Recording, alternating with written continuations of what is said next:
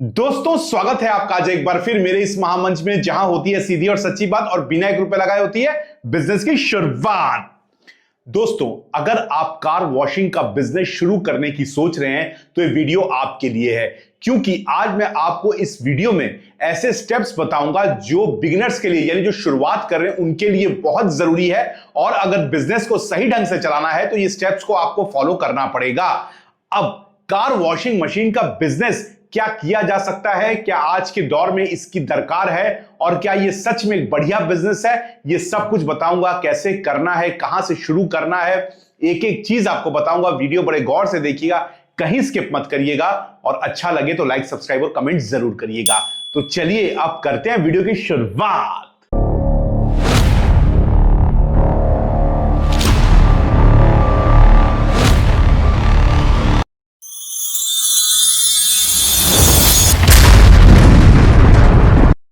अगर आप car washing का बिजनेस शुरू करने की सोच रहे हैं तो आप बिल्कुल सही सोच रहे हैं, क्योंकि आज के दौर में ये सबसे अच्छा बिजनेस है और ये आगे चलकर और बढ़ने वाला है।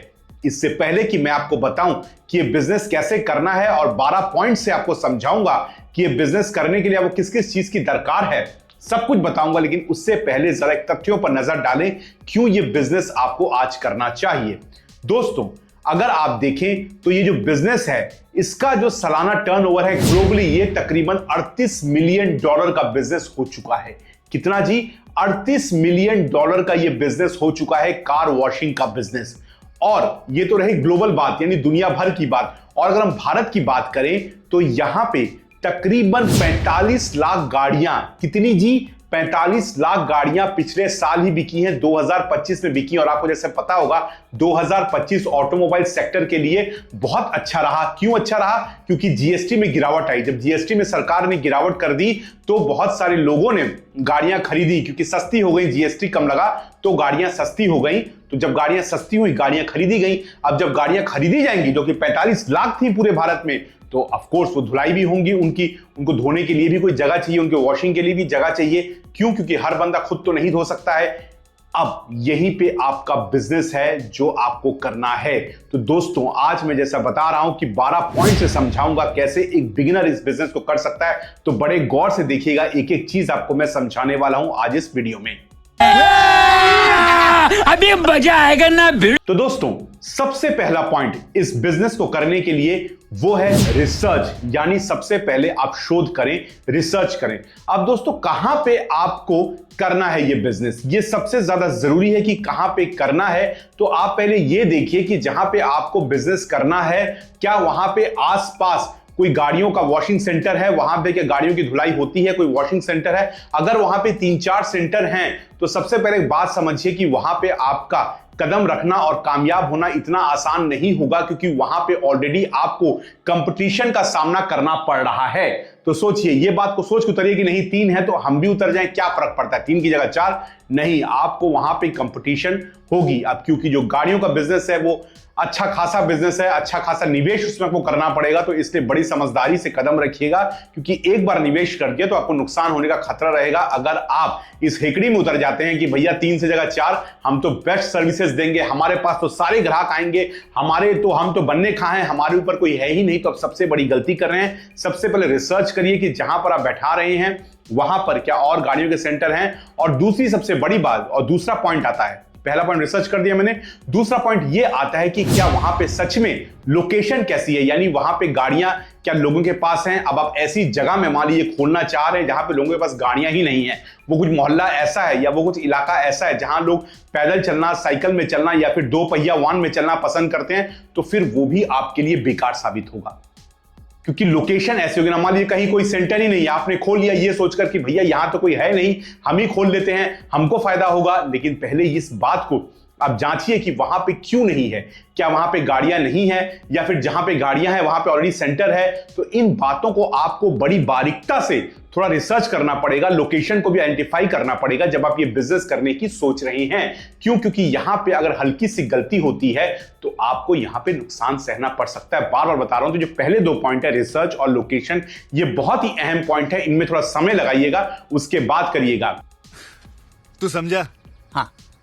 अब तीसरा पॉइंट आता है कि आपको क्या क्या जगह चाहिए, लोकेशन तो हो गया। अब आपको लैंड कितना चाहिए? तो तकरीबन आपको 1000 स्क्वायर फुट से लेकर 800 से 1000 स्क्वायर फुट तक की जगह चाहिए होगी जहां पे आप ये बिजनेस शुरू कर पाओगे, क्योंकि आपको वहां पे मशीनें रखनी होंगी और काफी कुछ वहां पे कंस्ट्रक्शन करना पड़ेगा अगर आपको बिजनेस ये करना है तो इसलिए आपको इतनी जगह तो चाहिए, क्योंकि आपका स्टाफ भी बैठेगा, मशीनें बैठेंगी, आप भी बैठेंगे, गाड़ियों के लिए जगह चाहिए, 4 चक्का वाहन है, तो इसलिए आपको इस हिसाब से ऐसी जगह चुननी पड़ेगी जहां इतनी स्पेस अवेलेबल हो, और ये होना भी चाहिए। और एक बात बहुत इंपॉर्टेंट बताता हूं आपको, बड़े गौर से सुनिएगा, लोग ध्यान नहीं देते हैं कि आपको वहां पे वाईफाई और कॉफी जैसी सुविधाएं भी रखनी पड़ेंगी। अब मान लीजिए कोई गाड़ी धुलवाने आता है, वहां पे उसको बहुत समय वेट करना पड़ता है, तो चलो कोई बात नहीं, वाईफाई अवेलेबल है, लोग बैठ जाते हैं, कॉफी का कप अवेलेबल है, लोग पी लेते हैं, वहां पे कॉफी बैठ के पी लेते हैं, तो वो उतना बोर नहीं होते हैं। या कोई एसी रूम है तो वहां पे अलग से आप बैठा सकते हैं, ताकि आराम से आदमी गर्मी में कहीं एसी में बैठ जाए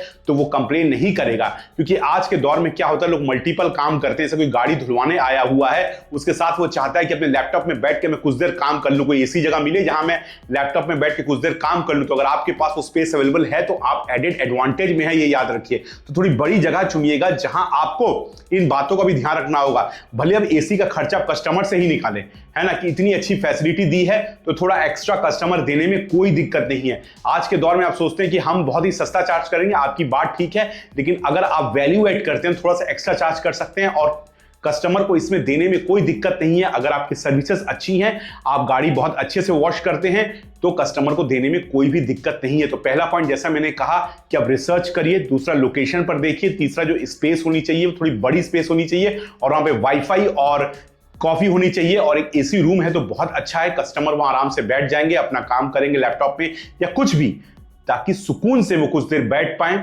और इससे क्या होगा कि आपका भी कस्टमर से रिलेशन बनेगा, आप भी कस्टमर से बातचीत कर सकते हैं, उसको कह सकते हैं भैया कोई और गाड़ियां हो तो हमको रेफर करो, हम करते हैं, ये सर्विसेज करते हैं, वो सर्विसेज करते हैं। वो तभी होगा जब कस्टमर आपके यहां सुकून से बैठ पाएगा।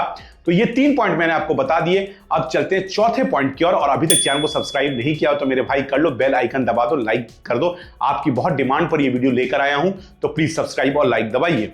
आपके सामने एक बड़ा सा रेड बटन है। हाँ, है। दबा दिया। अब आते हैं चौथे पॉइंट की तरफ। और चौथा पॉइंट क्या है कि हमें क्या क्या इसमें परमिशंस की दरकार है। देखिए, इसमें आपको ऑब्वियसली ट्रेड लाइसेंस की एक रिक्वायरमेंट तो होगी, फिर जो भी पॉल्यूशन के नॉर्म्स हैं आपकी लोकल म्युनिसिपैलिटी से, वो आपको लेने पड़ेंगे। ये जाके आपको म्युनिसिपैलिटी में पहले बात करनी पड़ेगी कि भाई क्या क्या नॉर्म्स हैं, क्या क्या आपके नियम हैं, जो हम इसमें क्या क्या हमको परमिशन चाहिए। जब हम ऐसा सेंटर खोल रहे हैं तो वहां पे म्युनिसिपैलिटी आपको पूरी जानकारी देगी, और तब जाके वहां से आप पूरे डॉक्यूमेंट्स कलेक्ट करिए और फिर इस सेंटर को चालू करिए। तो डॉक्यूमेंट्स को लेना आपके लिए बहुत ज्यादा जरूरी है, उसके बाद ही आप इसको चालू कर सकते हैं। तो ये 4 पॉइंट्स मैंने आपको बता दिए। अब देखिए, यहां पे एक 5वां पॉइंट आता है कि आपको इको फ्रेंडली प्रैक्टिसेस का इस्तेमाल करना होगा, क्योंकि ग्राहक आजकल इको फ्रेंडली प्रैक्टिसेस बहुत यूज होते हैं, बहुत ही इको फ्रेंडली प्रैक्टिसेस को पसंद करते हैं। कैसे पसंद करते हैं? क्योंकि आजकल ऐसा भी कुछ होता है कि जहां पर पानी का इस्तेमाल नहीं होता है और बिना पानी के भी कार वॉशिंग हो जाती है, या फिर जो पानी है उसका 80% भाग रिसाइकलिंग में भी इस्तेमाल हो जाता है, यानी दोबारा यूज हो जाता है। तो अगर आप इस तरीके की प्रैक्टिसेस को इस्तेमाल करते हैं, अपने इस्तेमाल में लाते हैं, तो ये ग्राहक के लिए बहुत अच्छा है, ग्राहक को ये पसंद आएगा। क्योंकि आजकल लोग पर्यावरण के प्रति थोड़े सजग तो हुए हैं, थोड़े उसकी तरफ उनका रुख बदला है, सब समझ रहे हैं कि पर्यावरण कितना जरूरी है, पानी कितना जरूरी है जीवन के लिए। तो ऐसे अगर पानी को नष्ट कर रहे हैं तो कोई ना कोई ग्राहक कंप्लेन करेगा, भैया यहां मत जाओ, ये लोग पूरे पानी नष्ट करते हैं, वहां चलो, वो लोग इको फ्रेंडली प्रैक्टिसेस यूज करते हैं, तो ये बढ़िया है। तो इसलिए आपको इस बात का ध्यान रखना पड़ेगा कि आप इको फ्रेंडली प्रैक्टिसेस करें, जब भी आप काम करें तो इन चीज को जरूर अपनाएं। समझ रहे हो आप? तो 5 पॉइंट्स मैंने आपको बता दिए, अभी और पॉइंट्स बचे हैं, एक एक करके बता रहा हूं। अब आते हैं 6वें पॉइंट की तरफ कि अब जब आप कर रहे हैं ये बिजनेस को शुरू, तो ये बिना 1 रुपए लगाए नहीं होगा। ये बिजनेस में आपको पैसा लगाना ही पड़ेगा, ये बिना निवेश का पैसा बिजनेस नहीं होगा। तो उसमें कितना निवेश किया जा सकता है ये डिपेंड करता है कि आपका इंफ्रास्ट्रक्चर क्या है, आप कितनी मशीन्स ले रहे हैं, वैक्यूम क्लीनर भी ले रहे हैं, इसकी तरफ और भी जो पार्ट्स इक्विपमेंट्स हैं वो भी आप ले रहे हैं, सारा कुछ आप खरीद रहे हैं। अब उसमें कैसा आप जो इक्विपमेंट्स खरीद रहे हैं वो इंटरनेशनल स्टैंडर्ड्स के हैं, वो डोमेस्टिक मार्केट से ले रहे हैं, या फिर बहुत ही हाईफाई ले रहे हैं, ये सब आपको डिपेंड करता है कि आपका बजट कितना भागेगा। फिर भी मान के चलिए कि 10 से 15 लाख रुपए तो करीब आपको निवेश यहाँ पे करने ही पड़ेंगे अगर आपको बिजनेस शुरू करना है। और इसमें अगर आपके पास इतने पैसे नहीं है तो आप बैंक लोन भी ले सकते हैं, घबराइए नहीं, वो भी आपको आसानी से मिल जाएगा बैंक लोन। अगर आपके कागजात ठीक हैं तो आपको बैंक लोन भी आसानी से मिल सकता है। तो ये भी आप गौर करिए कि आपको लोन लेना पड़ेगा। अगर आपके पास पैसे हैं तो बहुत ही अच्छी बात है, इसमें कोई दिक्कत नहीं है। अगर नहीं है पैसे तो बैंक लोन लीजिएगा, लेकिन ये सोच के लीजिए कि क्या आप उसको चुका पाएंगे, क्योंकि बिजनेस बहुत ही शुरुआती दिनों में होगा, तो इसमें आपको टाइम लगेगा खड़े होने में, स्टैब्लिश करने में। तो ये भी सोच लीजिएगा कि क्या आप इसको सही ढंग से चुका पाएंगे, तभी बैंक लोन्स की तरफ आप आगे बढ़िएगा। तो ये जो था, ये 6वां पॉइंट था जो मैंने आपको बता दिया। अब हम बढ़ते हैं 7वें पॉइंट की और 7वां पॉइंट ये है कि आपको अपनी दुकान का एक यूनिक नेम रखना पड़ेगा, एक ब्रांड नेम रखना पड़ेगा, एक टैगलाइन रखनी पड़ेगी जहां पर लोग इसे देखकर आकर्षित हों। कुछ ऐसा जो दूसरों ने नहीं किया हो, जो आप करें, यही है आपकी अनोखी टैगलाइन जो आप रख सकते हैं और इससे आप पॉपुलर हो सकते हैं। तो सबसे इंपॉर्टेंट चीज है कि ऐसी टैगलाइन, ऐसा ब्रांड नेम जो आप रखिए जिससे आप पॉपुलर हो पाएं। तो ये बहुत जरूरी है, नाम में कुछ यूनिकनेस होनी चाहिए जिसको आप रख पाएं। चलो भाई देखो अब मैं क्या करता हूँ। अब 8वां पॉइंट है लोकल मार्केट ग्रिप। देखिए, आपको इस बात पे गौर करना पड़ेगा कि आपकी मार्केट कितनी बड़ी है, यानी जो कस्टमर्स आएंगे वो कहां से आएंगे और वो कहां से आपको कार वॉशिंग सर्विसेज देंगे। अब चूंकि ये कार है और अगर आप अच्छी सर्विसेज देते हैं तो लोग दूर दूर से भी आपके पास आ सकते हैं, कोई बड़ी बात नहीं है। तो इस बात को आपको समझना पड़ेगा कि आपकी मार्केट कितनी बड़ी है, लोग कहां कहां से आ सकते हैं, और इसके लिए आपको जरूरी है कि आपको ढंग से अपने आप को प्रमोट करना पड़ेगा, प्रमोशन करना पड़ेगा, जिससे लोग अपनी कार आपको देने के लिए आए। क्योंकि मैंने ऐसा भी देखा है कि बहुत सारे लोगों के सेंटर्स तो घर के पास होते हैं, पर उन्हें दूर का सेंटर बड़ा पसंद होता है कि वो जो कार धोता है बहुत सही धोता है, उसके पास चलो। तो इसलिए अगर आपके अंदर अच्छा काम करने का हुनर है, कुशलता है, तो आप सही ढंग से अपने आप को प्रमोट करिए और लोकल मार्केट पर एक ग्रिप बनाइए ताकि लोग आपको सपोर्ट कर पाए। अब वैसे ही आता है 9वां पॉइंट कि माउथ पब्लिसिटी। देखिए, आप जितना भी प्रमोशन कर लें, लेकिन आपकी जो माउथ पब्लिसिटी है वो सबसे ज्यादा आपके लिए काम करेगी। तो इसलिए आप ये गौर रखें कि जो भी काम कर रहे हैं कस्टमर से उसका फीडबैक लें, पॉजिटिव फीडबैक लें, उसको कहें भैया गूगल माई रिव्यू में हमको फीडबैक दीजिए। और इसके साथ साथ आप जब भी किसी को बताइए तो हमारे बारे जरूर बताइए, क्योंकि आप जितना भी प्रमोशन कर लें, mouth publicity is the best publicity. तो इसलिए लोगों को यह कहिए कि आप जब भी किसी को बताएं तो हमारे बारे बोलें कि कैसा हमने काम किया, फीडबैक जरूर दें। अब इसके बाद आता है 10वां पॉइंट। देखिए, अभी टेक्नोलॉजी का दौर है तो आपको अपनी एक वेबसाइट जरूर बनानी पड़ेगी।